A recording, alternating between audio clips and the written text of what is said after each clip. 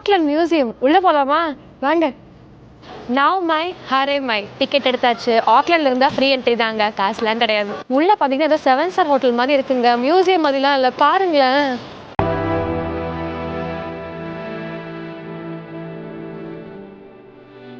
1800s வெள்ளைக்காரங்கெல்லாம் போட்டுட்டு இருந்த ட்ரெஸ்ஸுங்க. 17th century சேர்ந்த மரமாங்க. எவ்வளோ வருஷம் அப்பனா? போட்டை எப்படி எடுத்திருக்காங்க பாருங்க அந்த காலத்துல. எப்பா இந்த யானையோட பேர் ராஜாங்க. மியான்மர்ல இருந்து நியூசிலாந்துக்கு அமைச்சிருக்காங்க. 80 வருஷமா இருக்கான்.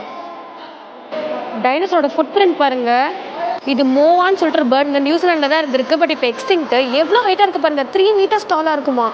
வேர்ல்டுலேயே லார்ஜஸ்ட் கொட்டையாங்க. 18 கிலோ, 5 வயசு குழந்தையோட வெயிட்டான். வேர்ல்டு வார் டைமில் லேடிஸ் போட்டிருந்த யூனிஃபார்ம் இதாங்க.